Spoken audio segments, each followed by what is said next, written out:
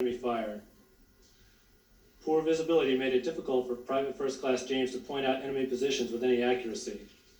Private First Class James volunteered to go forward to fully reconnoiter the enemy situation. Furious crossfire from enemy snipers and machine guns pinned down Private First Class James after making his way forward 200 yards across open terrain.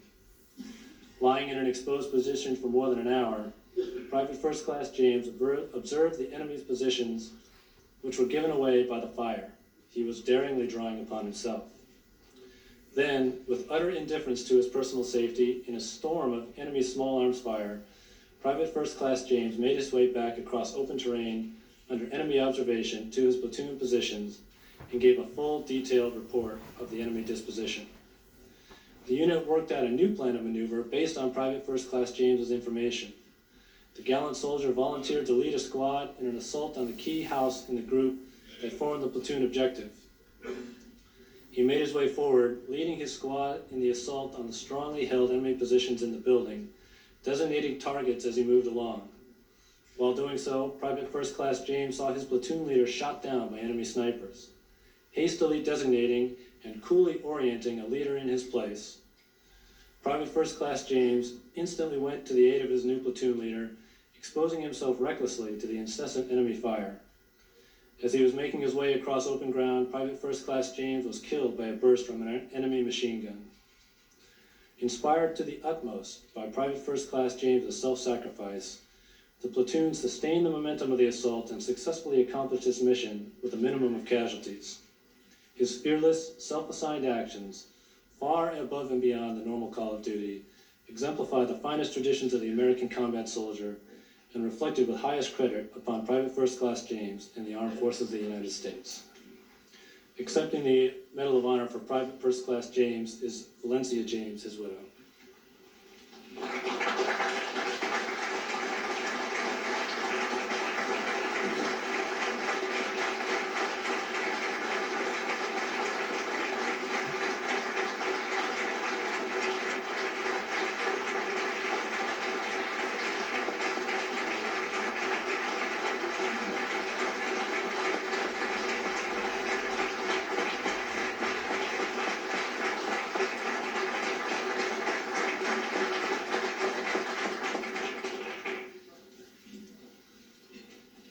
The President of the United States of America, authorized by Act of Congress, has awarded in the name of the Congress the Medal of Honor to Private George Watson, United States Army, for conspicuous gallantry and intrepidity at the risk of his life above and beyond the call of duty.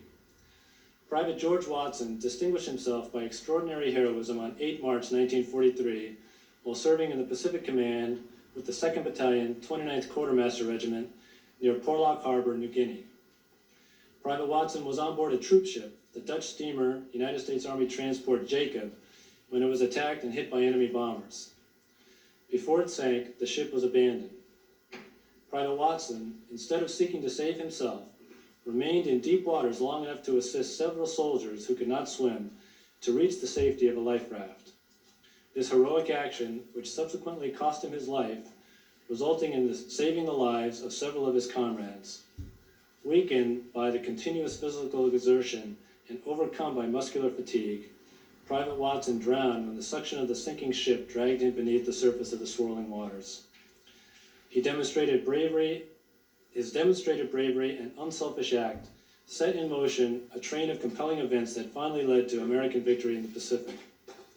Private Watson's extraordinary valorous actions, his daring and inspiring leadership, and his self-sacrificing devotion to his fellow men exemplify the finest traditions of the military service.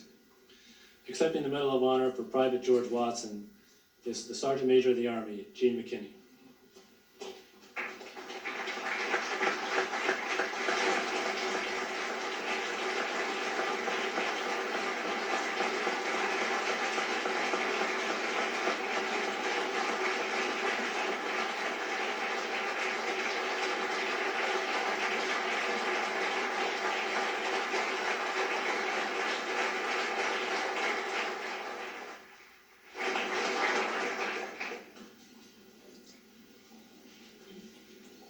I think it might be an appropriate way to close to say that when I gave Mr. Watson's medal to the Sergeant Major of the Army, he looked at it and smiled. He said, "This is indicative of the type of soldiers we have today.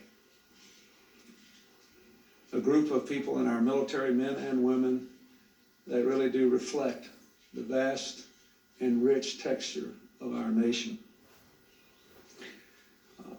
As we adjourn, I would like to pay special respects to the other African Americans who are here, who are now or have been in uniform, to the other Medal of Honor winners who are here, and to all of you who have worked so that this day might become a reality. And to all of you, again, I say, your nation thanks you, and God bless you. Thank you.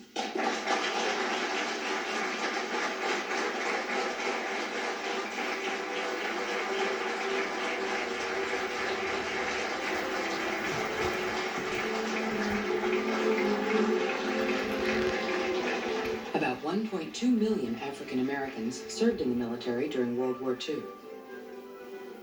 You can see more on presidential politics on our program Road to the White House, as we continue our look at preparations for the upcoming presidential inauguration. Road to the White House, Sunday at 7 and 10 p.m. Eastern and Pacific Time, here on C-SPAN, the political network of record.